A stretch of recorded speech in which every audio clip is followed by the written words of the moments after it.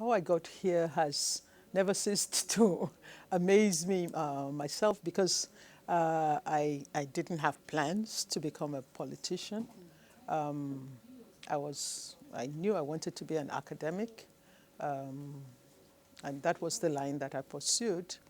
But then the environment in which I happened to find myself um, sort of threw up issues, issues about, fairness and justice um, for everybody.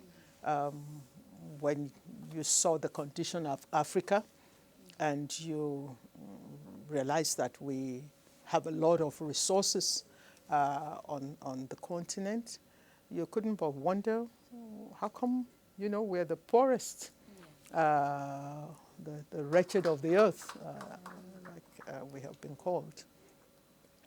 And in my own immediate environment, I was teaching at a university where I had been a student, and I just saw the standards go down, the decay of the infrastructure,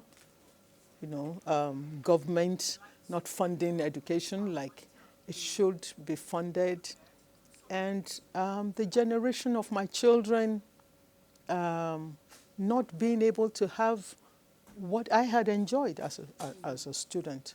Now, I found it really interesting when you, as Consul General, pointed out that only 3 women have ever run for the office of the president in the U.S., and 2 of those were way before I was born, and obviously the last one hasn't yet achieved that goal. Now, I was slightly pessimistic, because I'm thinking, if the U.S. hasn't gotten to this point yet, then what is the chance of Nigeria being able to get there in my time, especially being that, the U.S. is a country that is a lot more advanced in regards to women empowerment? Well, the U.S. has not gotten to this point, but Liberia has gotten to this point. Malawi got to this point. So each country with its own, specificity or whatever, and it should not keep anybody from trying. Okay, those women who ran before Hillary Clinton, they made their mark. They did something, and that's always more important, I think, for me, than even, realizing the dream. The journey is important.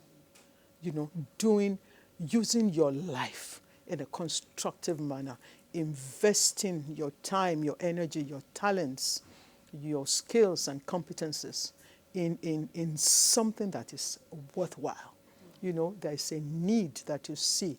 It's the need for women to participate in the governance of their nations. And, throwing yourself into that and saying, I will do whatever I can, no matter what the outcome would be. I think that's very important, and it's deeply, deeply satisfying. Still, there are comments that Nigerian women lack political power. So what would you say in regards to that? Yes, because you look around and you do not see the women. In the National Assembly, with the elections last year, we had even a reduction in the number of women that were elected into our National Assembly, where we had maybe like 25 people in the House of Representatives in the last House. We now have only 15 in the current House. So it does seem as if there is still a lot for women to do in the political arena. Meanwhile, Nigerian women are proving themselves in other areas of endeavor, in business, in entertainment, in the public service. A lot of women have risen to the top of their careers, permanent secretaries and what have you. Now, it's interesting that nowadays candidates can run independently. Now, we're so used to party politics here in Nigeria. So what are the chances of a woman that wants to run for president independently? If a credible candidate, a woman who has either proven her worth in terms of what she has been able to do in public life, were to come out. I can't think of a name, easily like that. But if such a woman were to come out, she might be able to get support because there is a lot of distrust. Yes, we are used to, party politics and things like that. But at the same time, there's a distrust of it. And maybe that's why people just say, grab as much as possible, get as much as possible that you can from them before the elections. Because once they're elected, they won't think of you. Again, they'll only be filling their pockets with all the resources of the state. So maybe people would be willing in that case to support an independent candidate. I'm not sure. But I know that in my party, we are not like that. We are not like the others, the evidence is that I emerged as the candidate for the party.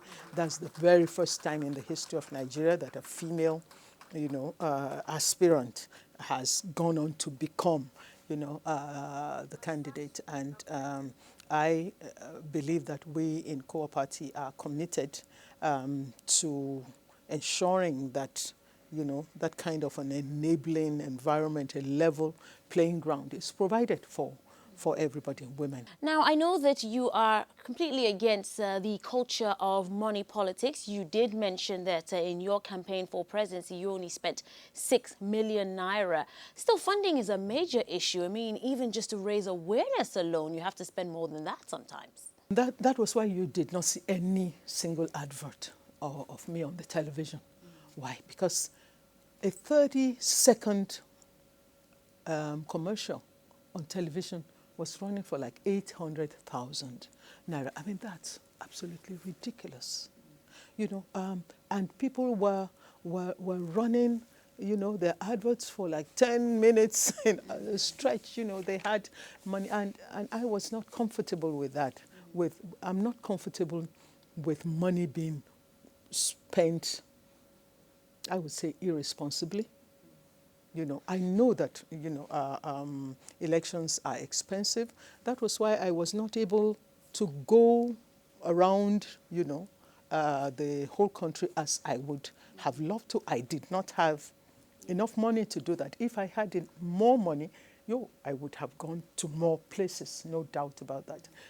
But even if I did have a lot of money, I would still be mindful of not wasting money, and I think a lot of waste does go on in there.